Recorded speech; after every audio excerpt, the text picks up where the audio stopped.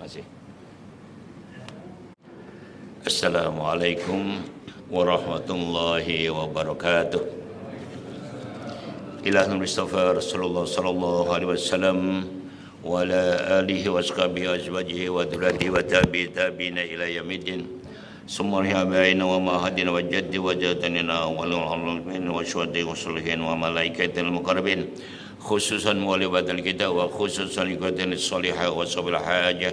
Syaulalul Fatihah. A'udzu billahi minasyaitonir rajim. Bismillahirrahmanirrahim. Alhamdulillahirabbil alamin arrahmanir rahim maliki yaumiddin. Iyyaka na'budu wa iyyaka nasta'in ihdinas siratal mustaqim siratal ladzina an'amta 'alaihim ghairil maghdubi 'alaihim waladdallin. Amin. Semua arwahil kubur minal minadul muslimat min masyar wa rabiha khususan ila baina wa baikum syaulalul Fatihah. A'udzu billahi minasyaitonir rajim. Bismillahirrahmanirrahim. Alhamdulillahirabbil alamin arrahmanir rahim maliki yaumiddin. Iyyaka na'budu wa iyyaka nasta'in ihdinas siratal mustaqim siratal ladzina an'amta 'alaihim ghairil maghdubi 'alaihim waladdallin. Amin. Wabil khusus pada istri-istri kita, suami-suami kita, putra-putri, cucu-cici kita, saudara-saudara kita, jamaah kita, muslimin, muslimat, mukminin di mana saja mereka berada. Semoga yang punya hajat dimahullah ta'ala, yang punya masalah diselesaikan oleh ta'ala, yang sedang sakit diberikan kesabaran, ketabahan, kesembuhan oleh ta'ala, yang telah pun kembali ke rahmatullah diterima oleh ta'ala. Dan semoga kita dijadikan keluarga yang sakinah, mawaddah, rahmah, putra-putri, cucu-cici yang berguna bagi agama, nusa, bangsa dan negara. Kita doakan selalu Allah SWT memberi kemenangan perjuangan rakyat Palestin dan menghancurkan Zionis Israel laknatullah. Syaikhul Fatihah. A'udzu billahi minasyaitonir rajim. Bismillahirrahmanirrahim. Alhamdulillahirabbil alamin arrahmanir rahim maliki yaumiddin. Iyyaka na'budu wa iyyaka nasta'in. Ihdinas siratal mustaqim siratal ladzina an'amta 'alaihim ghairil maghdubi 'alaihim waladdallin. Amin. Bismillahirrahmanirrahim. Rabbana shrah lana sadrana wa hlul 'uqdatam min lisani yafqahuna radina billahi rabbil islam dina wa bi Muhammadin nabiyyan wa rasulan bil qalibaba wa bil mu'minina wal mu'minati ikhwana bil qamati qiblata. Allahumma akrimna min kamil fahmi wa akhrijna min dhulumatil wahmi warzuqna fahman nabiyyin wa mursalin wa ilhamna malaikatil muqarrabin ilahan anta maqsuduna wa taqammatul bina atina mahabbatan wa ma'rifatan. Allahumma aftah alaina hikmataka wansur alaina min khazaini rahmatika ya arhamar rahimin. Wa sallallahu ala sayyidina Muhammadin walhamdulillahirabbil alamin. Bismillah, alhamdulillah, syukurillah, wa sallallahu rasulillah wa alihi washabihi wa mawalah wa la haula wa la quwata illa billah ma ba'du.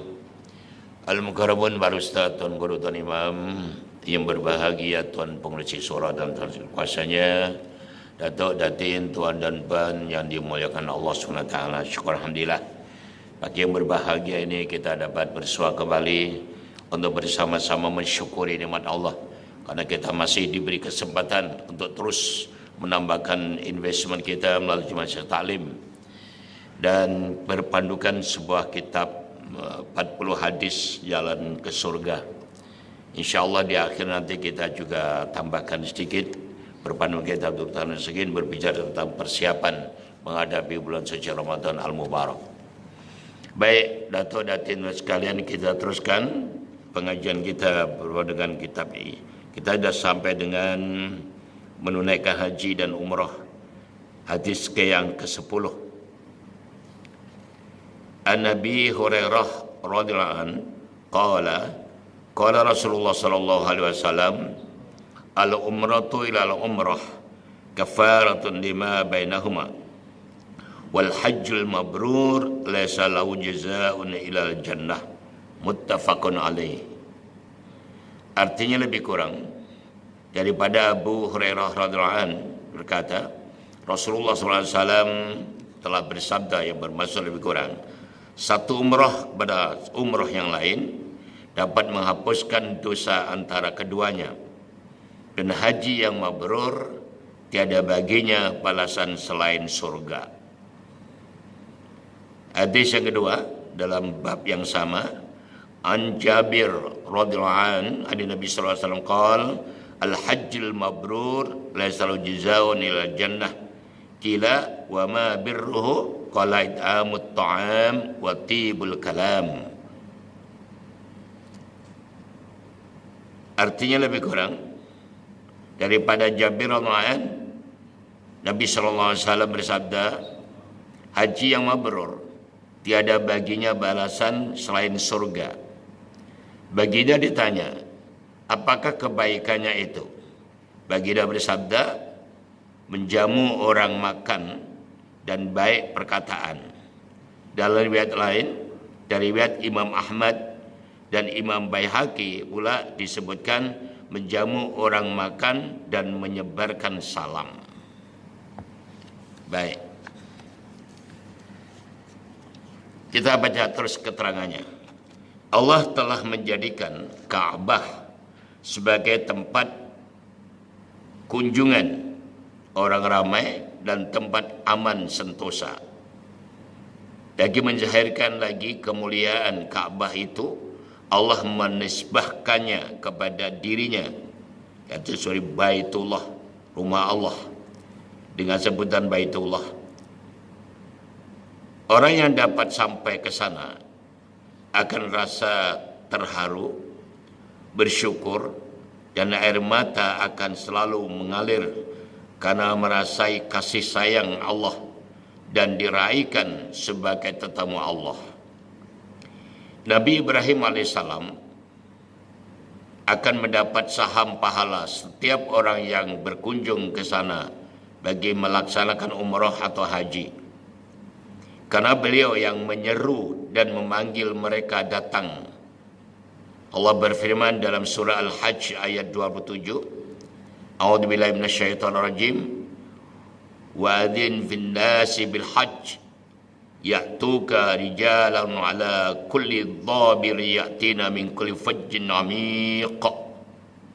Artinya lebih kurang, dan serukanlah umat manusia untuk mengerjakan ibadah haji. Niscaya mereka akan datang ke rumahmu dengan berjalan kaki dan dengan menunggang berjenis-jenis unta yang kurus yang datangnya dari berbagai jalan dan ceruk rantau yang jauh. Orang yang pergi menunaikan haji dan menjaga tutur katanya dengan tidak bercakap kotor, tidak bertengkar dan tidak berbuat kejahatan, maka akan keluarlah dosa-dosanya seperti seorang bayi yang baru dilahirkan. Setiap kebajikan yang dilakukan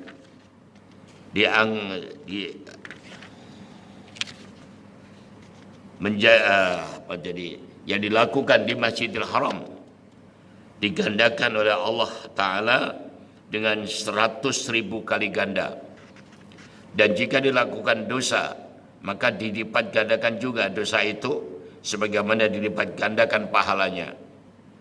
Di dalam kitab bimbingan mukmin disebutkan satu riwayat bahwasanya Ka'bah di akhirat nanti akan diarak seperti pengantin perempuan. Setiap orang yang telah berhaji kepadanya akan kelihatan berkayut di tabir-tabirnya sambil berjalan bersama-samanya sehingga mereka masuk ke dalam surga. Orang yang pergi menunaikan umrah atau haji juga sudah semestinya akan pergi ke Madinah Al-Munawwarah. Mereka pergi dengan niat untuk menziarahi Rasulullah SAW dan bersembahyang di Masjid Nabawi bagi mendekatkan diri kepada Allah SWT. Sesungguhnya solat di Masjid Nabawi lebih baik dari 1000 kali solat di tempat lain kecuali Masjidil Haram. Alangkah beruntungnya jika dapat ke sana, dan lebih beruntung lagi jika dapat berulang kali ke sana. Wallahu alam. Baik, Datuk dan sekalian, alhamdulillah ramai sudah yang menunaikan fardu haji.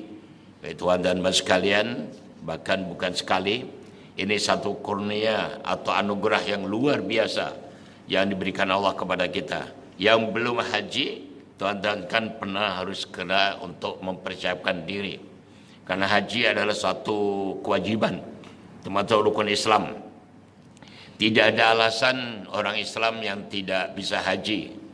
terutama kalau di Malaysia, di negara yang subur makmur ini sekalian. Karena haji begitu murah sekali Tuhan sekalian. Coba bayangkan, kalau kita bisa menyimpan duit itu, tiap-tiap bulan, katakan 100 ringgit saja, kalikan dengan berapa puluh tahun kita hidup. Boleh Tuhan sekalian.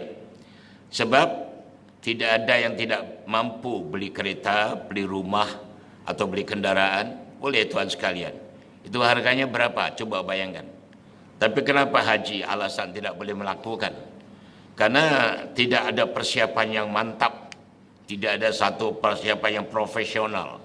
Sebetulnya saya sarankan pada diri saya, juga Datuk dan sekalian, untuk pergi haji ini, mestinya dimulai daripada setiap anak kita lahir, atau cucu yang kita lahir. Selepas 1 minggu kita akan akikah, ajaklah pergi ke tabung haji. Daftarkan Tuhan sekalian, daftar ke tabung haji. Dan tiap-tiap bulan kita simpan 50 ringgit atau bisa 100, alhamdulillah sebulan sekali.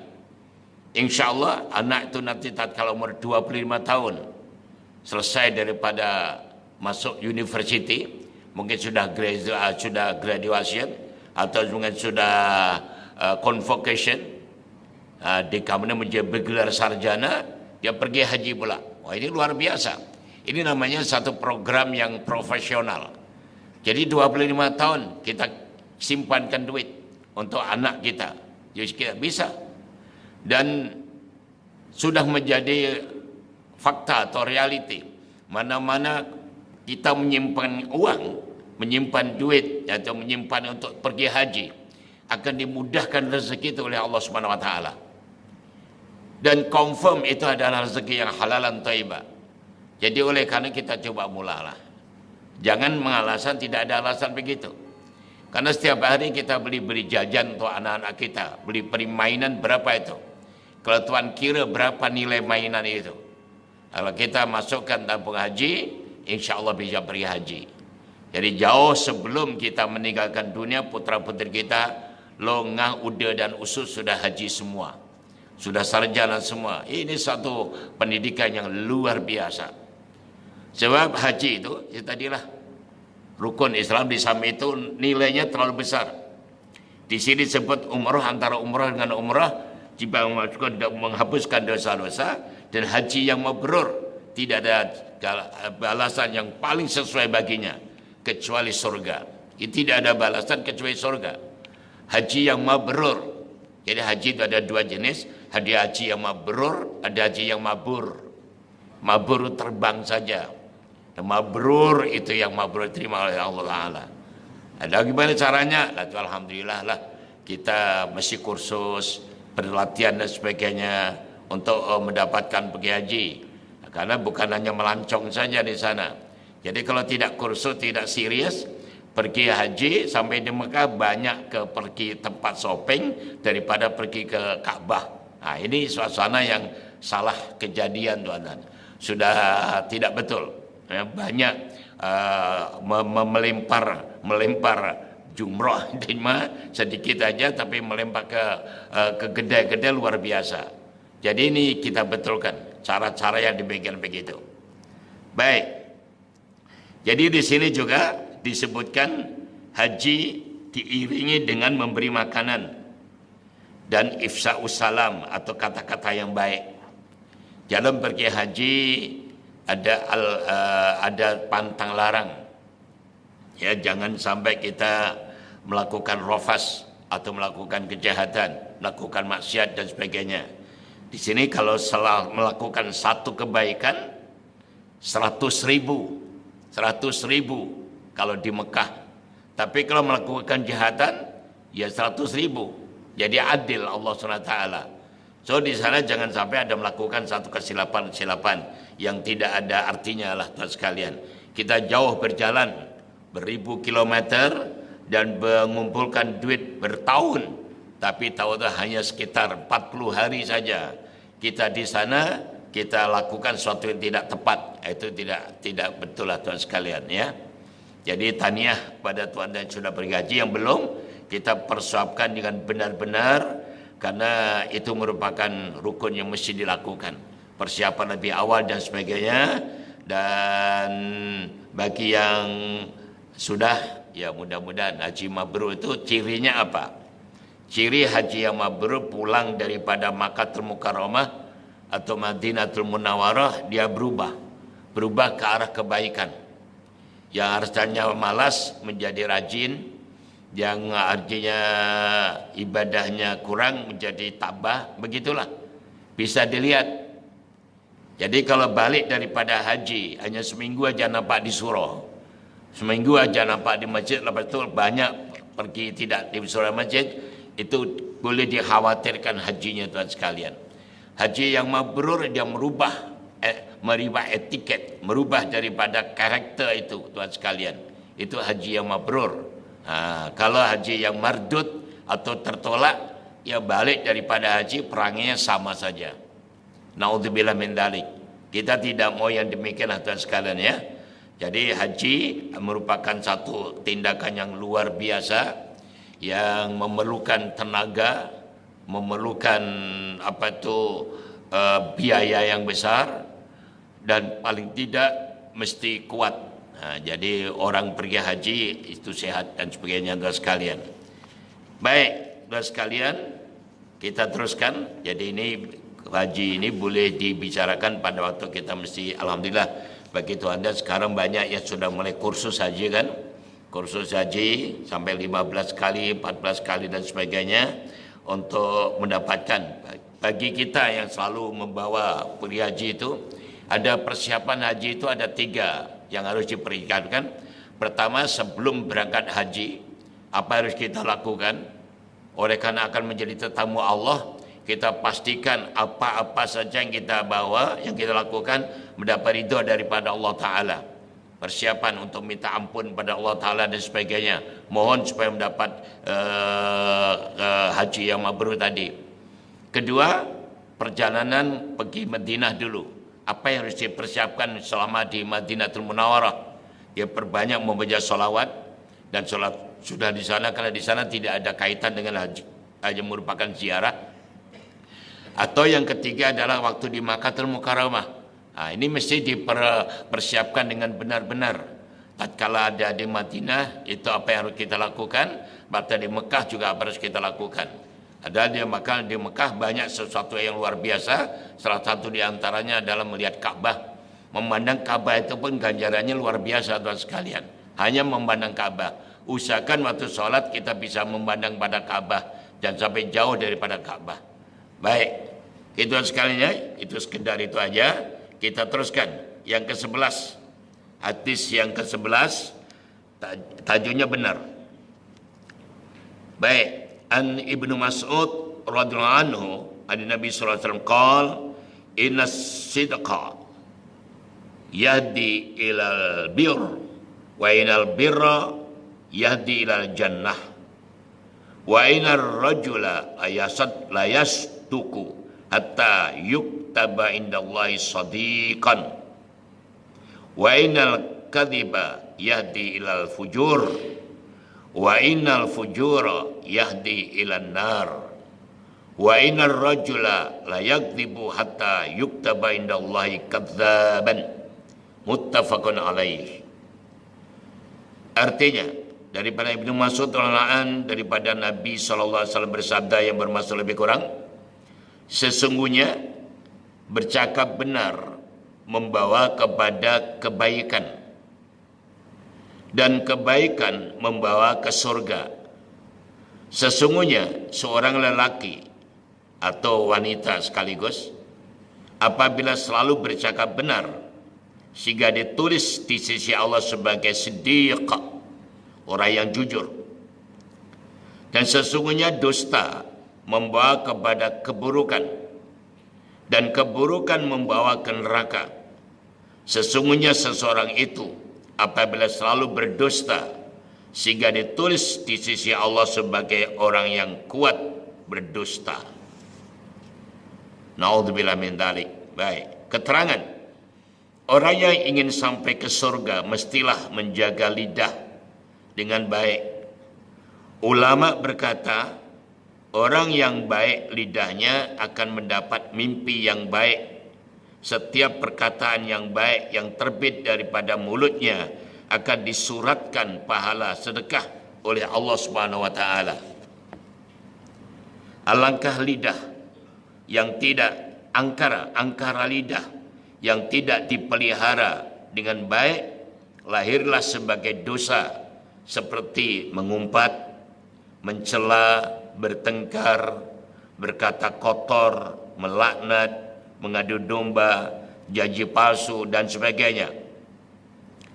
Imam Al-Ghazali menyenaraikan hakikat benar dalam 5 perkara. Pertama, mesti benar dalam tutur kata. Kedua, benar dalam niat dan tujuan, yaitu ikhlas dalam niat. Jika niat bercampur aduk dengan dorongan nafsu, niscaya rusaklah kebenaran niat di dalam hati dan jadilah dia seorang pendusta. Yang ketiga, benar dalam keazaman, yaitu membulatkan tekad, membulatkan niat semasa melakukan amalan dengan sekuat-kuat azam. Yang keempat, benar dalam menepati janji kepada Allah SWT. Seperti bapa saudara Anas bin Malik yang bernama Anas bin Nadar radhiyallahu anhu, beliau yang tidak turut serta di dalam peperangan Badar telah berjanji akan berjuang mati-matian jika Allah mentakdirkan berlaku peperangan lagi selepas Badar itu.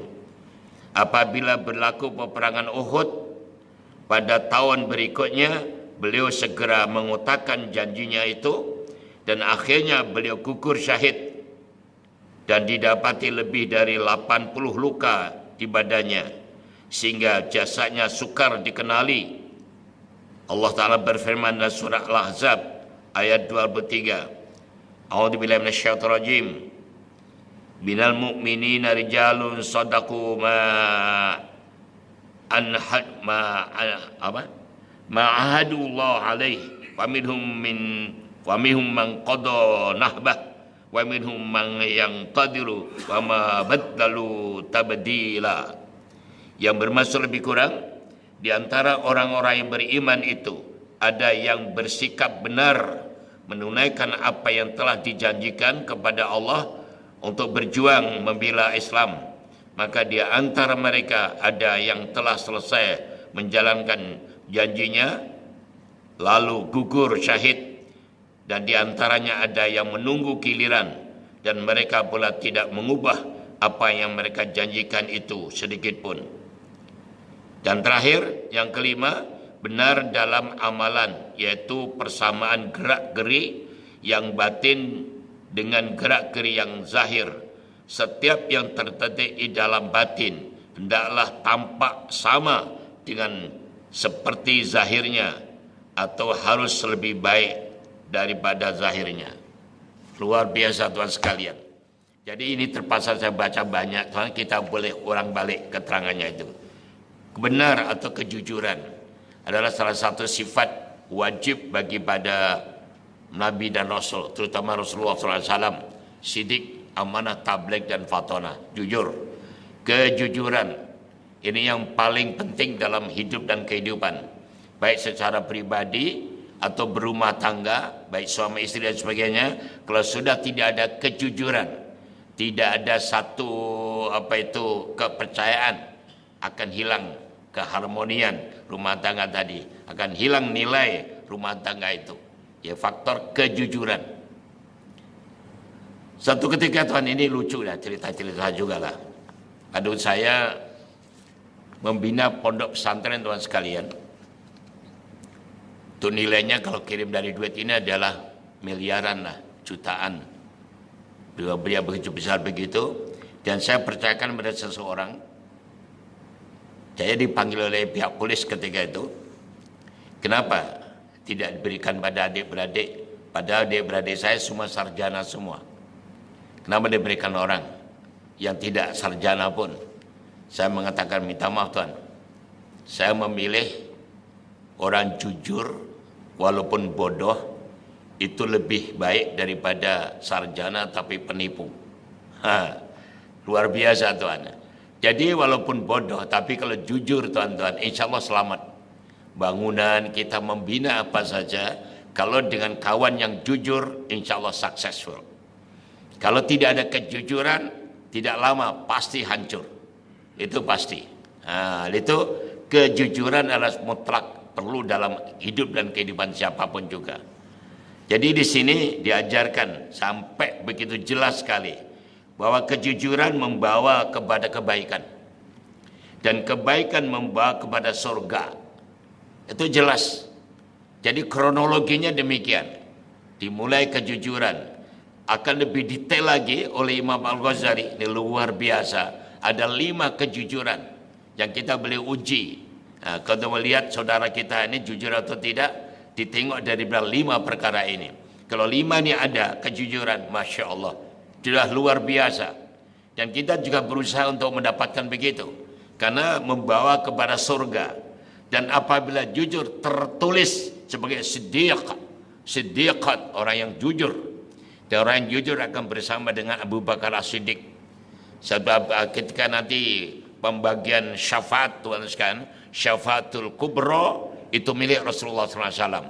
Lepas itu Allah memberikan kepada Nabi Muhammad SAW kelayakan pada siapapun yang dipilih untuk memberi kejujuran, memberikan syafaat. Maka muncul Sayyidina Abu Bakar As-Siddiq. Akan dipanggil siapa yang jujur di antara sahabat-sahabat atau manusia-manusia atau orang-orang yang jujur akan bersama dengan Sayyidina Abu Bakar As-Siddiq. Satu rombongan untuk pergi ke surga. Sayyidina Umar bin Khattab bagi orang yang mentadbiran dengan baik, dengan tata kelola, mengatur kerajaan, mengatur rumah tangga, mengatur kepimpinan, organisasi dengan baik, itu akan bersama dengan Sayyidina Umar bin Khattab. Kalau Sayyidina Utsman, orang yang dermawan, orang yang luar biasa, kaya raya, dermawan, itu akan bersama Sayyidina Utsman. Dan orang yang pintar, orang-orang intelektual, orang yang ilmu, tapi mengamalkan ilmunya dengan jujur, bersama dengan Sayyidina Ali. Itu pembagian syafaat. Jadi di antara yang jujur tadi akan bersama Sayyidina Abu Bakar As-Siddiq. Karena beliau juga As-Siddiq, orang yang tidak pernah bohong. Nah, baik teman sekalian ya. Jadi caranya begitu. Mari yang tertarik kita ulang balik teman sekalian. Imam Al-Ghazali dan penyempurnaan hakikat benar dalam 5 ini. Pertama, benar di dalam tutur kata. Jadi bagaimana akan menjadi baik kalau tutur katanya celupar, mulutnya melencah-melenceh, omongannya pagi yes, petang no, malam yes or no. Apalagi dia seorang pemimpin, sudah bubar tuan-tuan, sudah tidak bisa dipercaya lagi. Dari ucapannya saja jadi percaya. Bagaimana? Itu satu. Kan banyak. Padahal nanti kalau bulan Ramadan mesti harus jaga mulut ini. Jadi tutur katanya mesti benar. Jangan ada penipuan. Karena lambat atau cepat penipuan itu akan terbongkar juga tuan sekalian. Baik. Yang kedua, benar dalam niat dan tujuan. Dia ikhlas. Orang kalau niatnya ikhlas, mulai dengan bismillah akan berakhir dengan alhamdulillah. Tapi kalau niat tidak ikhlas, dalam kitab Tambil Ghafilin oleh Al-Alama Abu Lis As-Samarqandi, Sayyidina Abu Hurairah sampai pingsan 3 kali untuk menceritakan pada orang yang hebat-hebat tapi diheret masuk neraka karena niatnya tidak ikhlas. Siapa? 4 golongan yang luar biasa yang dicampakkan ke neraka. Pertama, alim ulama. Ini jangan main-main tuan sekalian. Alim ulama, buka dalam kitab Tambil Ghafilin tadi itu. Kedua, orang yang ahli baca Quran. Bahkan ada yang merupakan hafid. Ahli baca Quran atau hafal Quran pun banyak. Mana Sayyidina Ali itu. Yang membunuh itu orang hafal Quran tuan-tuan sekalian. Ibnu Muljam tuh, coba bayangkan. Jadi jangan main-main. Itu zaman generasi pertama itu. Sahabat Nabi dan itu juga sekaligus menantu Rasulullah SAW dibunuh oleh seorang yang ahli baca Quran, bahkan hafal Quran. Hati-hati. Jadi begitu pembunuh Sayyid Abu Bakar dan sebagainya. Jadi jangan menjadikan tuan sekalian wali ahli baca Quran, ini alim ulama mesti jaminan masuk surga. Bohong. Tengok dulu ini hadisnya ini. Baik. Yang ketiga adalah orang yang mati syahid.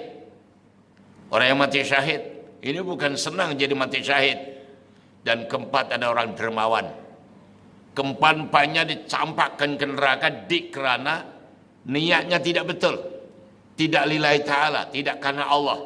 Nah, ini disebut oleh ini mesti niat ikhlas, mesti jujur, mesti lillahi ta'ala, mesti kerana Allah, full stop. Atau nuktah, tidak boleh yang lain-lain. Dan lagi dalam keterangan yang lain, Allah SWT itu maha cemburu tuan sekalian. Dalam kitab Al-Hikam, ada seorang pemuda keluar daripada tempat itu, wajahnya hitam kelam macam kena kain samun tu. Dikejar. Ditanya ada apa? Dia mengatakan, hati-hati dengan Allah SWT. Allah tu maha cemburu. Sikit aja bukan karena Allah dalam hatinya, tidak karena Allah, Allah akan campakkan ke neraka. Tuan-tuan dan puan sekalian, datuk-datuk sekalian, orang cemburu itu bisa membunuh. Orang cemburu bisa membakar kereta, membakar kilang, membakar rumah, dan sebagainya. Allah maha cemburu. Hati-hati itu. Allah maha cemburu. Sikit aja dalam hati tidak karena Allah, Allah tolak. Contoh tadi. Jadi itu ikhlaskan di dalam niat. Tetapi kita adakan satu introspeksi, koreksi diri, diadakan satu penilaian. Kalau boleh setiap malam lah tuan sekalian. Setiap kita akan closing ceremony, akan tidur, akan mati kecil, kembalikan pada Allah. Bahasanya senang saja. Ya Allah, seandainya seharian ini banyak amal soleh saya ya Allah, mohon terimalah ya Allah, terima amal kami ya Allah. Tetapi kalau banyak yang tidak baik, banyak yang salah, itu saya sengaja pun saya tidak sengaja ya Allah, mohon diampunkan ya Allah. Itu aja. Kemauan tuan-tuan mengaku salah dan minta ampun itu Allah mesti terima. Itu cara Allah Ta'ala, mesti mengakui dan minta ampun. Jangan sombong. Jangan tidak jujur kepada Allah. Datuk Datin boleh tidak jujur pada saya dan saya bisa melakukan pada Tuhan dan Puan tidak jujur. Tapi jangan pernah berlaku dengan Allah Ta'ala. Pasti kecundang tuan dan sekalian. Itu yang kedua. Kemudian yang ketiga, benar dalam keazaman, yaitu membulatkan niat semasa melakukan amalan dengan sekuat-kuat azam. Jadi betul-betul tidak terpengaruh dengan tawaran-tawaran yang istimewa. Karena setiap kita perjuangan nanti akan ada tawaran-tawaran, akan ada ganjalan-ganjalan atau tantangan-tantangan yang luar biasa. Pasti itu, paling tidak 3 tatu, harta, tahta, dan wanita. Itu pasti tuan sekalian. Dan bermulanya halangan itu, masih ingat kan? Di zaman Nabi Sulaiman. Nah, ini kita ulang balik cerita ini dan surah An-Naml, surat semut sekalian. Tatkala burung hud-hud memberitahu bahwa ada di Sabak, di negara timur sana, dipimpin seorang ratu, kerajaan yang besar, tapi menyembah matahari. Maka Nabi Sulaiman mengirim surat, Inna Ummi Sulaiman Bismillahirrahmanirrahim. Ratu Balkis baca, ini ada raja yang namanya Sulaiman dan mengajak Bismillah dengan nama Allah. Ternyata ada Tuhan selain Tuhan kita. Bagaimana? Dipanggil pembesar-pembesarnya. Dan para menteri dan pembesarnya sebelah suara mengatakan, ampun Tuan Ratu, kita serang saja. Kita negara yang kuat, yang belum ada dikalahkan, kita serang. Tapi ternyata Ratu Balkis itu pintar. Dia mengatakan nanti dulu, kita ada plan. Pertama, kita kasih hadiah raja ini. Kalau menerima hadiah, bermana raja ini lemah dan kita hancurkan. Tetapi kalau tidak mau menerima hadiah, kita kena hati-hati. Ini proses mula-mula berlaku rasuah, Tuhan sekalian. Baik, betul. Ratu Balkis mengajar, mengantarkan 5 lori itu, Tuhan sekalian. Emas, intan, dan berlian, katakan begitulah. Nabi SAW tanya, apa itu? Emas, intan, dan berlian. Dia mengatakan, tahu tak kamu? Pintu gerbang saya pun masih ada berlian. Di depan istana itu ekorium. Coba bayangkan. Dipotong telinganya balik kamu. Ini sikap Nabi Sulaiman. Sikap seorang pemimpin yang Islami, yang luar biasa. Tidak mau menerima hadiah. Akhirnya dia diserang oleh Ratu Balkis. Dan akhirnya Raja Hisham menang. Istilahnya itu, singkat ceritanya begitu. Tapi seandainya Nabi Sulaiman bisa menerima hadiah, itu hancur, tuan-tuan. Dan itulah sebabnya, hati-hatilah jadi pemimpin. Kalau sudah mau menerima rasuah, terima hadiah, apapun jenis hadiah, insya Allah akan hilang identiti, hilang kepribadian, sudah hilang agamanya. Itu jelas gamblang dan cetowelo-welo. Jadi oleh itu jangan sampai menerima, apalagi daripada musuh itu. Seberapa banyak sekalipun, jangan terima. Jadi ini namanya mesti jujur dalam keagamannya. Mulai E sampai Z, mulai Bismillah sampai Alhamdulillah. Yang di tengah-tengah dikacau ini nggak bisa, Tuhan sekalian. Itu luar biasa.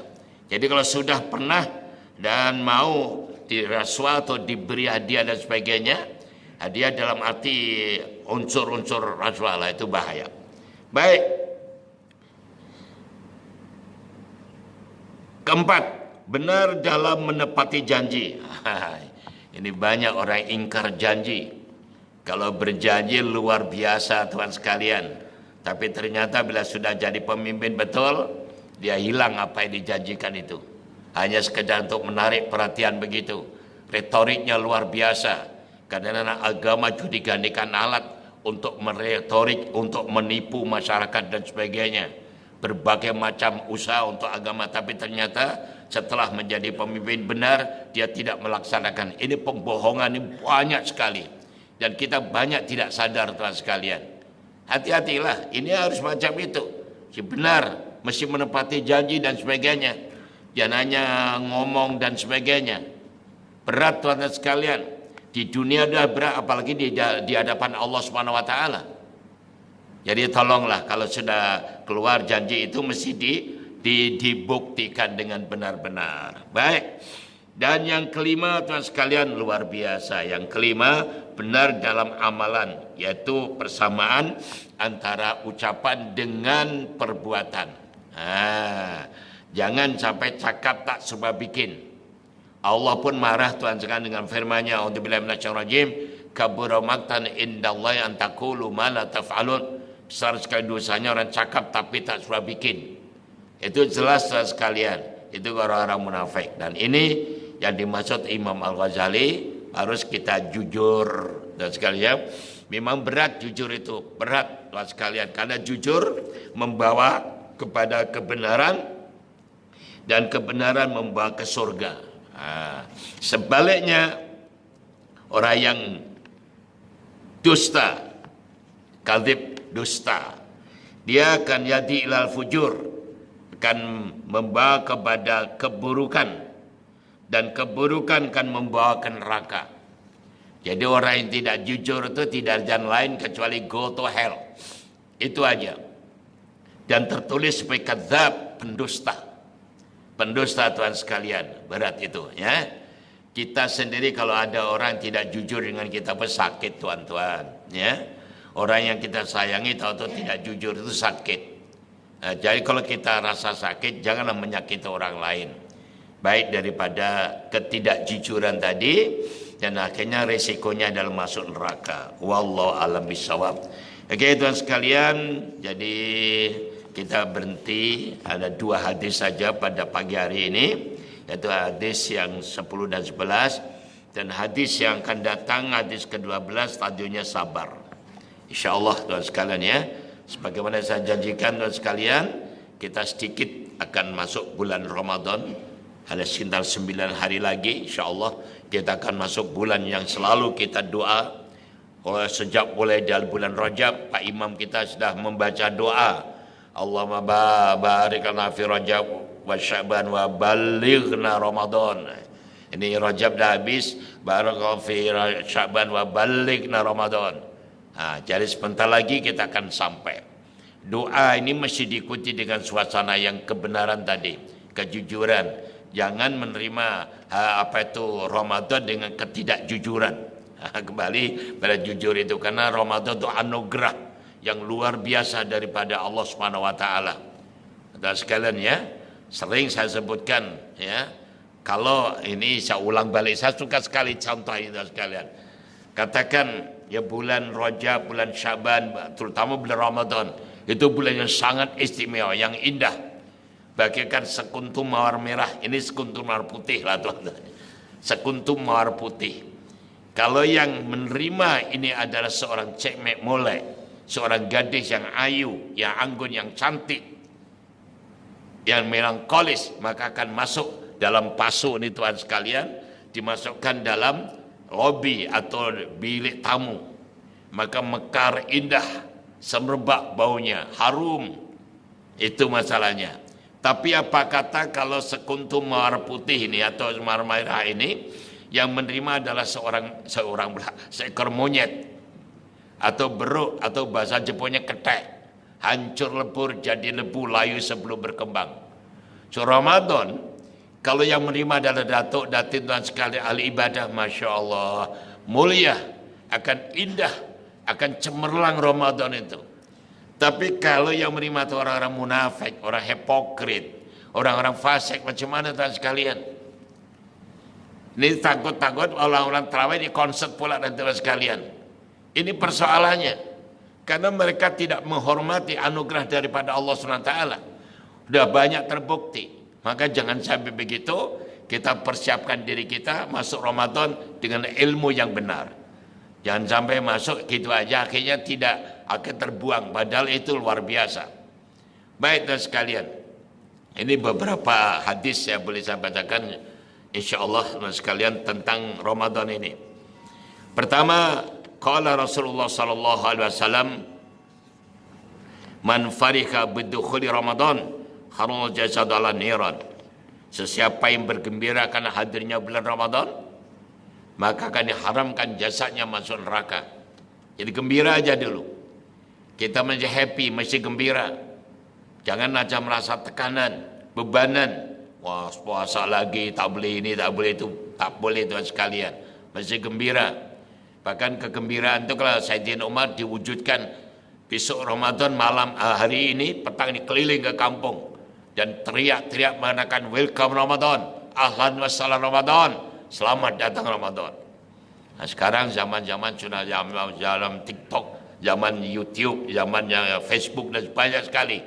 Silakan. Atau kita dalam bena-bena yang besar itu masuk kawasan kita, ahlan wa sahlan Ramadan, ahlan wa sahlan wa marhaban Ramadan.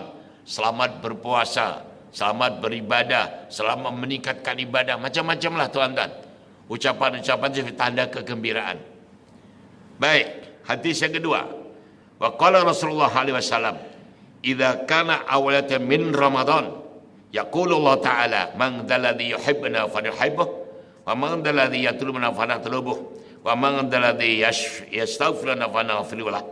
Bi hurmati Ramadan, fa yamuru Allah Ta'ala al-kiraman katibin fi syahr Ramadan bi ay yaktubu lahumul hasanat wa la tubu alaihim sayiat wa yuhullahu Ta'ala anhum dzunubahumul adiyah. Masya Allah. Awal Ramadan saja, awal pertama Ramadan, katakan Ramadan malam ini, masuk Ramadan malam ini tuan sekalian. Malam ini mulai tarawih tuan sekalian. Allah berfirman, ini hadis qudsi. Allah berfirman, yang artinya siapa di antara hambaku yang mencintai aku mesti mencintainya.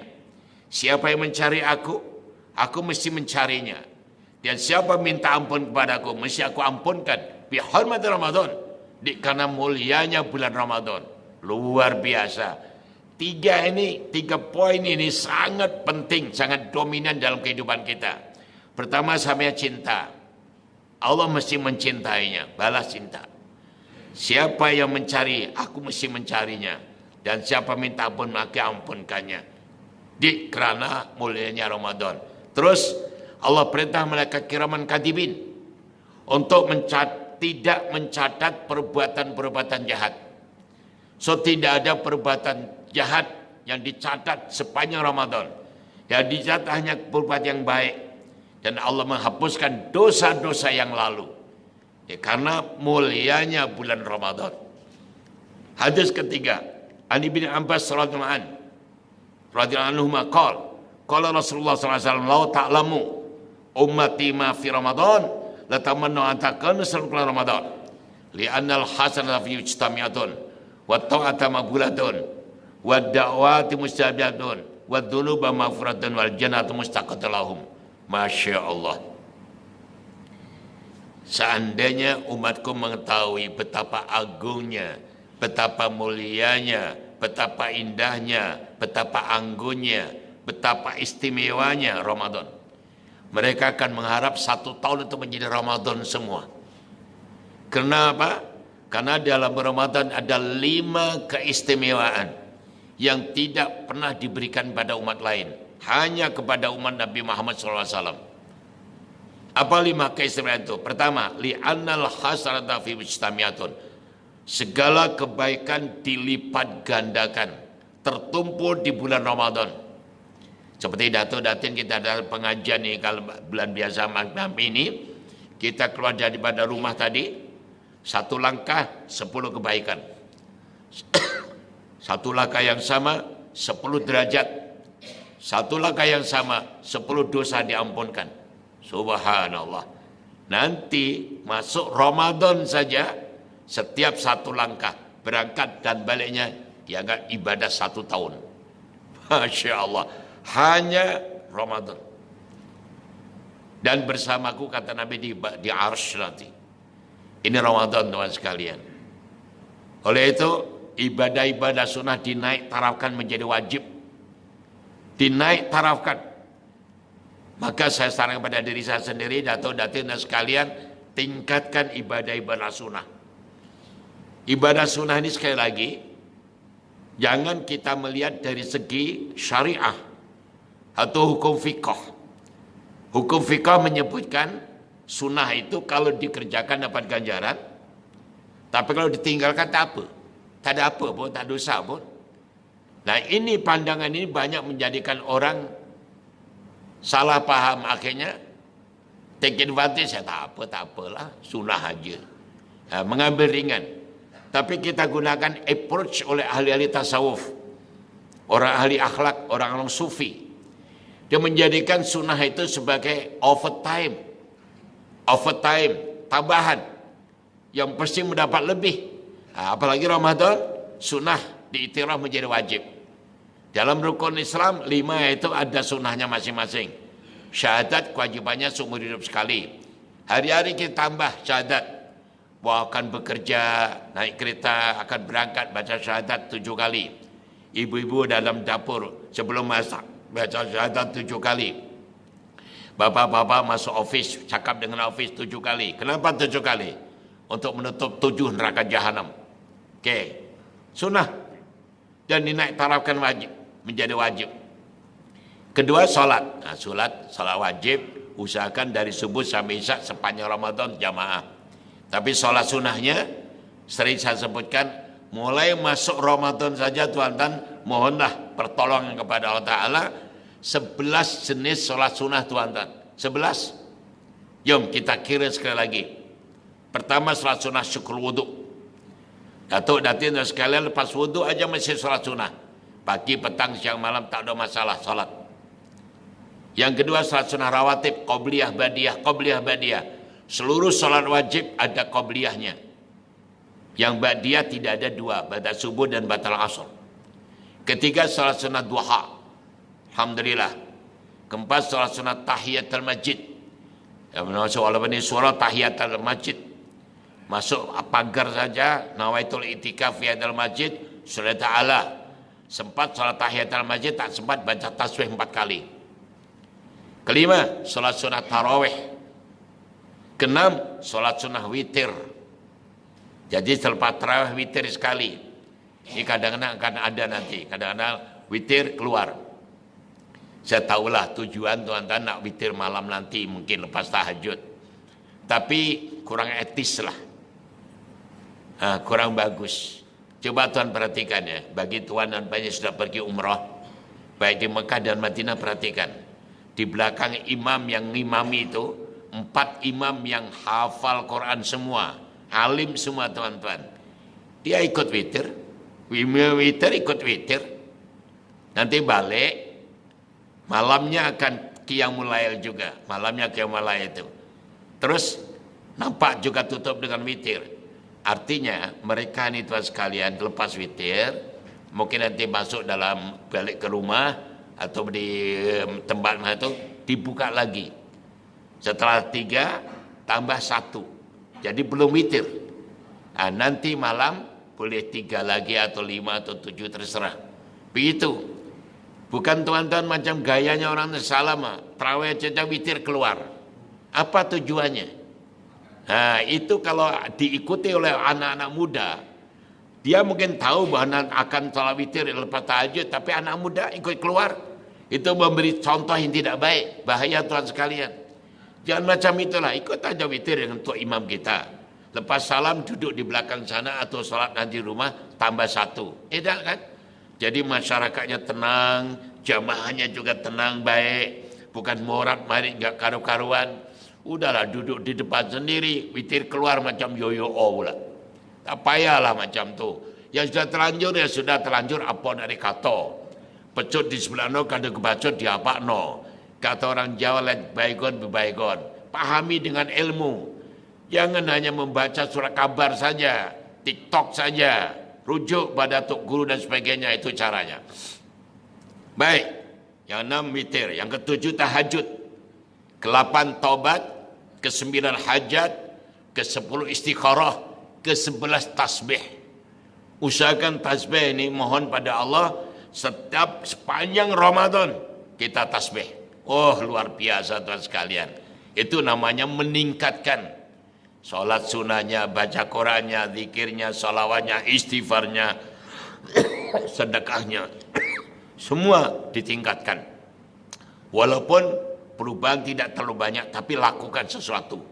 Insya Allah ada nilai yang tersendiri. Nah, ini karena apa? Li'anal hasanata fi mujtami'atun. Segala kebaikan tertumpul di bulan Ramadan. Jadi kita aplikasi, kita wujudkan, kita merealisasikan hadis tadi dalam bentuk amalan. Dan selepas kita kita viralkan, kita ajarkan kepada keluarga kita. Beres. Jadi berbedalah nuansa Ramadan. Environment Ramadan itu berbeda dengan bulan-bulan biasa. Yang kedua, wa ta'ata maqbulatun, segala ketaatan terus diterima oleh Allah. Di bulan-bulan biasa, ketaatan kita direkod dulu oleh malaikat. Hari Senin dan Kamis baru direpotkan kepada Allah. Namun di bulan Ramadan terus diterima oleh Allah. Tidak adalah langsung diterima oleh Allah. Ini satu kenikmatan yang luar biasa. Ketiga, wadawati mustajabatun, segala doa-doa dimakbulkan. Masya Allah, luar biasa. Ada 3 doa yang tidak ditolak oleh Allah SWT. Pertama, doanya orang sedang berpuasa. Jadi Datuk, Datin, tuan kliennya sedang puasa, berdoalah bermacam-macam doa dan bahasa apapun juga. Ada seorang sahabat datang kepada Rasul, ya Rasul, tolong ajarkan kepada kami satu doa yang ringkas, padat dan mudah diterima oleh Allah SWT. Nabi jawab, tuan sekalian, kalau kalian mau doa yang ringkas, padat, mudah diterima Allah, pertama, pujilah nama Allah. Yang kedua, bacalah Asmaul Husna. Terus yang ketiga, sujudlah. Dalam sujud baca 4 kalimat keramat. Subhanallah, walhamdulillah, wala ilaha illallah, Allahu Akbar. Tutup la haula wala quwata illa billah. Terus minta dalam sujud itu kepada Allah apa saja. Tidak ada batasan. Silakan. Praktisnya bagaimana? Nabi mengajar. Pujian nama Allah terletak pada surah Al-Fatihah. Dan Asmaul Husna ada di surah Ikhlas. Jadi praktisnya lepas sholat dan duduk tahiyat awal itu baca Fatihah. Bismillahirrahmanirrahim. Alhamdulillahirabbil alamin sampai waladhdallin amin 3 kali. Bismillahirrahmanirrahim. Qul huwallahu ahad, Allahus samad, lam yalid wa lam yulad wa lam yakul lahu kufuwan ahad 3 kali. Terus sujud, Allahu akbar, baca subhanallah alhamdulillah wallahu akbar, tutup la haula wala quwwata illa billah, terus minta pada Allah. Jadi tolong datuk datin sekalian lakukan sepanjang Ramadan. Terserah pilih pagi ke petang ke malam, tak ada masalah, boleh berlaku tuan sekalian. Yang penting lakukan begitu. Mohon kepada Allah karena kesempatan doa dimakbulkan.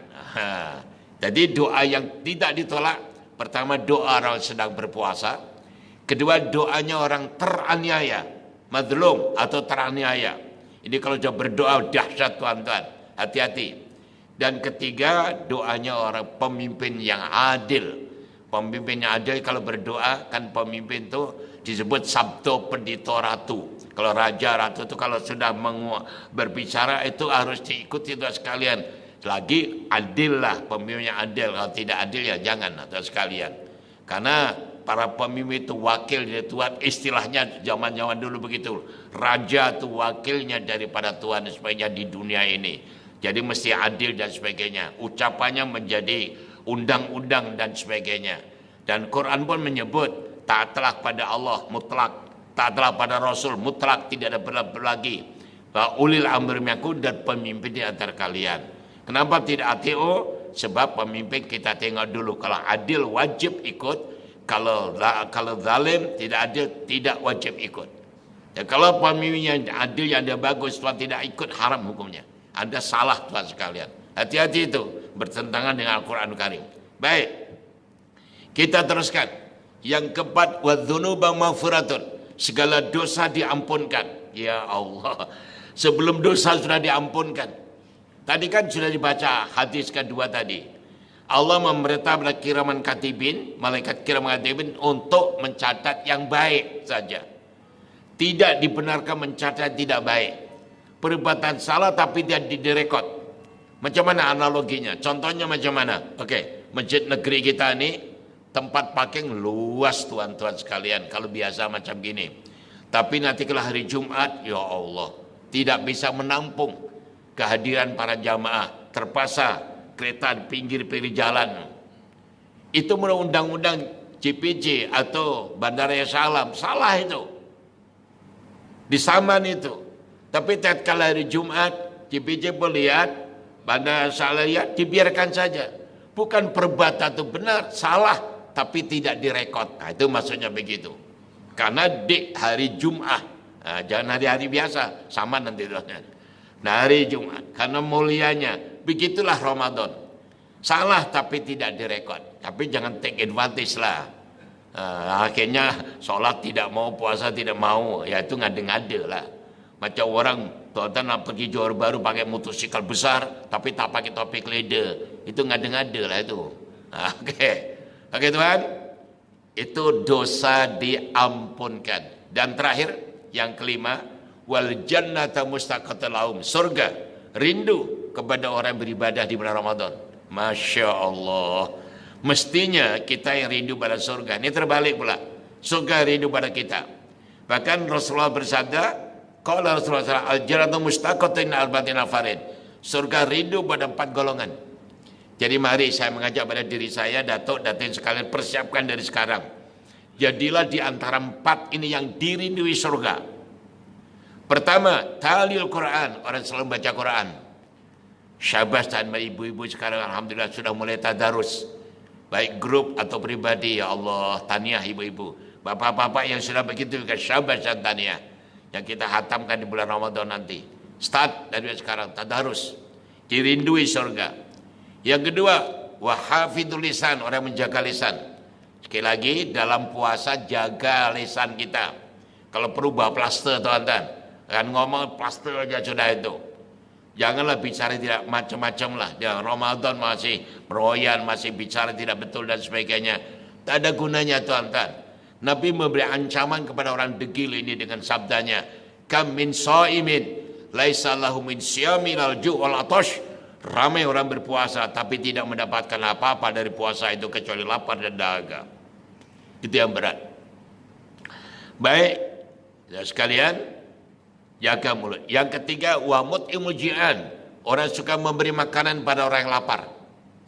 Orang lapar ada dua pengertian. Lapar karena kemiskinannya mereka, atau lapar karena puasa. Ya alhamdulillah kita ada sekalian, masyarakat Malaysia ini luar biasa. Kalau Ramadan melimpah ruah, mana-mana masjid surau.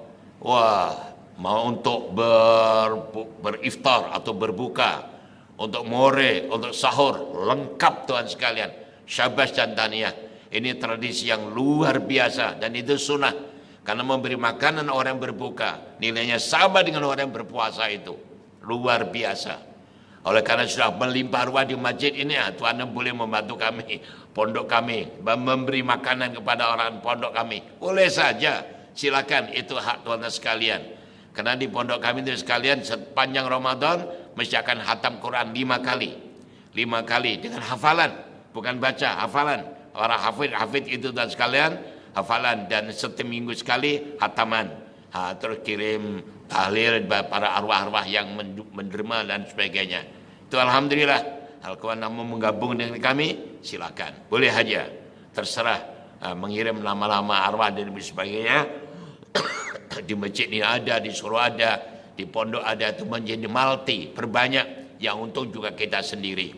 Tuan-tuan jangan salah paham. Kalau kita membantu surau, membantu masjid, membantu madrasah, membantu orang miskin, Tuhan salah paham, jangan banyak yang salah paham. Oh, yang untung surau, yang untung masjid, yang untung yang dibantu. No, yang untung yang membantu, bukannya dibantu. Karena ekon itu masuk pada yang membantu. Jadi duit kita tidak hilang, bahkan dilipat gandakan oleh Allah SWT. Tuan-tuan jangan pernah ragu-ragu. Baik, yang terakhir, yang keempat, wassaim syahr Ramadan, orang berpuasa di luar Ramadan. Jadi di antara 4 ini, pertama orang yang membaca Quran, kedua orang menjaga lisan, ketiga orang yang memberi makanan pada orang yang lapar, keempat orang yang berpuasa Ramadan. Itu dirindui surga. Luar biasa. Baik, ada 2 hadis lagi Tuhan sekalian. Pilihan masih banyak sebetulnya. Saya pilihkan itu aja. Wa Anas bin Malik radhiyallahu anhu qala Rasulullah sallallahu man hadara majlis ilmi fi Ramadan kataballahu ta'ala lau bi kulli qadamin ibadatu salatin wa yakunu ma'i tahta al-arsy. Nah, ini tadi sudah ya. Baik Tuhan sekalian, ada 5 di Ramadan ini, ada tambahan 5 amalan. Sesiapa yang menghadiri majlis ilmu di bulan Ramadan, pagi ke petang ke malam tak ada masalah. Pokoknya menghadiri majlis ilmu. Setiap 1 langkah ibadah 1 tahun dan akan bersamaku di bawah arsy nanti oleh Nabi. Yang kedua, sesiapa yang menjaga sholat jamaah di bulan Ramadan, setiap 1 rakaat Allah akan bangunkan bandar di surga yang penuh dengan kenikmatan. Luar biasa. Yang ketiga, sesiapa yang berbakti kepada kedua orang tua di sepanjang bulan Ramadan, Allah akan pandang dengan penuh kasih sayang. Dan sesiapa dipandang Allah dengan penuh kasih sayang, haram masuk neraka. Jadi datuk datinya masih punya ibu dan bapak, hormatilah. Mungkin terakhir Ramadan ini, mungkin. Bagi ibu bapak sudah tiada, sudah meninggal dunia, ada 4 cara penghormatan pada mereka. Pertama, dengan membaca Quran. Jadi waktu datuk datin sekalian baca Quran, hadiahkan pada ibu bapak mertua atau nenek dan sebagainya dengan bahasa kita aja. Ya Allah, Al-Quran ini setelah baca atau sebelum baca, aku hadiahkan kepada ini. Boleh? Mesti sebut so? Mesti. Kalau nggak sebut nanti balik pada diri sendiri. Ibu bapak tak dapat. Ya contohnya macam tuan punya handset kan. Setelah disebut nomornya itu sudah betul, tapi tuan tidak send, ya sampai kiamat tidak sampailah. Send lah, send, antar. Nah, gitu. Oke, ini contoh mudah. Kedua, mendoakan. Jangan berhenti berdoa untuk ibu bapak kita, inklusif ibu bapak mertua. Paling tidak, Rabbi firli wali walidayya warhamhuma kama rabbayani shaghira. Ketiga, sedekah. Nah, waktu bapak-bapak, ibu-ibu atau ada semuanya sedekah, sebut ibu bapak kita waktu menyambutkan itu. Dalam hati pun cukup. Walaupun seringgit sebut 1 kampung tak apa tuan sekalian. Boleh saja. Semua dapat begitu. Itu karena indahnya. indahnya Allah membalas kita, terutama di bulan Ramadan. Dan yang keempat, kalau tuan nanti balik kampung, tanya pada jiran-jiran, teman ibu bapak kita almarhum, tanya makcik, mak bapak dulu waktu hidup apa? Dia akan cerita, Masya Allah nak, bertuah engkau ni. Mak bapak engkau tu rajin pergi jamaah, rajin sodakoh, rajin datang majlis ilmu. Katakan begitu. 3 kebaikan ini Datuk Datin teruskan. Sama ada 3-3-nya atau salah satu. Jadi meneruskan perbuatan baik kedua orang tua. Itu namanya berbakti kepadanya. Jadi tidak terputus amalan mereka. Bersambung terus. Bapaknya, ibunya tak ada, anak putra-putri meneruskan. Nanti cucu cicinya terus. Jadi berterusan. Itu dan sekalian ya. Baik. Yang keempat, mana-mana istri, hari khusus pada ibu-ibu. Suri rumah tangga, ibu yang mendapat ridha suaminya sepanjang Ramadan akan dapat title Siti Asiyah dan Siti Maryam. Jadi tolong datuk-datuk dan puan-puan sekalian, ridhoilah istri kita. Mungkin masakan kurang ini kurang itu, tak usah dibahas lah. Yang penting diridhoi supaya mendapat title Asiyah dan Maryam. Dan terakhir,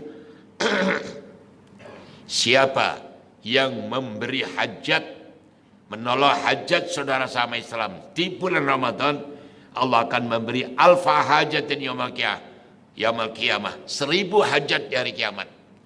Jadi tidak ada ruginya tuan-tuan. Apa saja kita beri pertolongan pada saudara kita sama Islam sepanjang bulan Ramadan. Wallahu a'lam bishawab.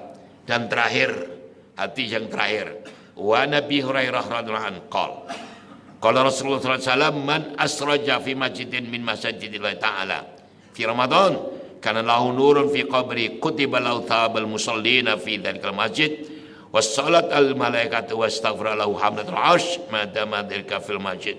Masya Allah. Ini siapa yang memberi penerangan di masjid-masjid, di surau-surau madrasah, memberi lampu sinaran ini. Bukan saja lampu, kipas, ekon, ini tuan sekalian, air dan sebagainya itu. Maka Allah SWT akan memberikan cahaya dalam kuburnya, bercahaya tuan sekalian. Dan selama lampu-lampu, ekon, kipas semuanya air di masjid itu masih ada, selama itu juga Allah akan mencatat ganjaran serbanyak atau seramai orang yang beribadah. Dan akan didoakan oleh malaikat penjaga arsy untuk mintakan ampun sampai hari kiamat selagi benda-benda itu ada di masjid. Jadi kesempatan tuan sekalian, jumpa pengurus masjid atau surau atau bendahari, tanya, tuan, bulan ini sudah dibayar belum bil listriknya? Oh belum, kami izinkan satu keluarga nak bayar. Wah luar biasa. Oh sudah tuan, sudah datuk. Ada sudah ya sudah dibayar. Balik kampung ternak kelahiran kita, tanya EJG masjid, sudah dibayar bulinya? Oh sudah, Masya Allah. Pergi ke kampung mertua kita, cari surau ada masjid yang boleh dibayar. Kalau sudah, ya sudah semua jadi bayar. Bukan terus alhamdulillah aman. Bukan aman, itu lokek, bakhil, ketekut, cetel, berdidil, tetewe. Ya cari yang lain. Paling tidak telepon dah Ustaz Tunggul Wahidin, Ustaz, pondoknya dibayar belum? Gitu baru bagus. Ya gitu. Cara contoh. Atau setidak-tidaknya tuan-tuan ada kotak-kotak itu bismillahirrahmanirrahim untuk bayar bil listrik dan sebagainya. Dah bismillah. Yang penting Allah Maha mengetahui, dan jujur, ikhlas tadi, jujur dalam niat dan sebagainya. Oke teman sekalian, begitulah ya indahnya Ramadan. Tapi keindahan Ramadan akan menjadi terserah kalau kita yang menerima dengan sebaik-baiknya. Terima kasih teman sekalian, selamat menyambut bulan suci Ramadan. Selamat berpuasa, selamat meningkatkan ibadah. Semoga kita mendapatkan anugerah yang luar biasa dari Allah Subhanahu wa taala. Dan terakhir biasalah sebagai ucapan terima kasih karena Tuhan selalu membantu pondok kami. Kami balik dari Indonesia dan sekalian sudah menandatangani pembelian tanah itu dan alhamdulillah kami dapat sertifikat dan kemudian kami akan terus bangun. Jadi terima kasih atas segala-galanya. Jangan pernah berhenti membantu kami karena itu untuk Tuhan sekalian. InsyaAllah suatu ketika bagi rombongan yang ikut pada kami, Tuhan sekalian ya, silakan masih ada tempat seperti itu untuk bersama-sama nanti bulan 5 nanti kita berkunjung ke Yogyakarta, tidur 1 malam di sana di Malioboro dan kita shopping di Yogyakarta. Dan hari kedua kita akan ziarah makam wali Sunan Kalijaga, Sunan Kudus dan Sunan Muria, dan tidur di Semarang, ibu kota negara Jawa Tengah, karena ada tempat shopping yang baik juga.